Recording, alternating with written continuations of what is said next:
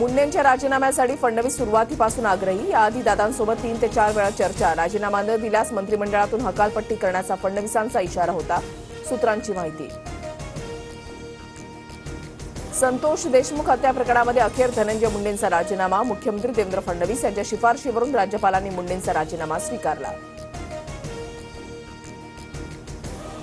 राजीनाम्यानंतर धनंजय मुंडेंच्या ट्विटनं नवा वाद. राजीनामा वैद्यकीय कारणातून दिल्याचा मुंडेंचा दावा, तर मुंडेंनी नैतिकतेमधून राजीनामा दिल्याचं अजितदादांचं म्हणणं. धनंजय मुंडेंच्या राजीनाम्याचं स्वागत. राजीनामा आधीच व्हायला हवा होता. शपथच झाली नसती तर पुढील गोष्टींना सामोरं जावं लागलं नसतं. मुंडेंच्या राजीनाम्यावर पंकजा मुंडेंची प्रतिक्रिया.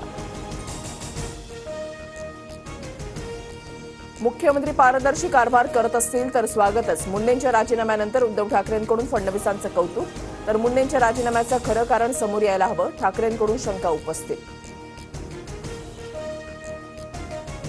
भास्कर जाधव विधानसभेचे विरोधी पक्षनेते असणार. ठाकरेंच्या शिवसेनेचं विधानसभा अध्यक्षांना पत्र. विरोधी पक्षनेतेपदासाठी 2.5 वर्षांचा फॉर्म्युला नाही. ठाकरेंकडून स्पष्ट. रायगडच्या पालकमंत्रीपदासाठी भरत गोगावले आग्रही. गोगावलेंकडून एकनाथ शिंदेंची भेट. 2.5 वर्षाचा फॉर्म्युला ठरत असेल तर वय आणि अनुभवाचा विचार व्हावा. गोगावलेंची मागणी. लाडक्या बहिणींना महिला दिनाची खास भेट. महिला दिनाच्या पूर्वसंध्येला फेब्रुवारी आणि मार्च महिन्याचा लाभ दिला जाणार. 2 महिन्यांचे 3,000 रुपये खात्यामध्ये जमा होणार.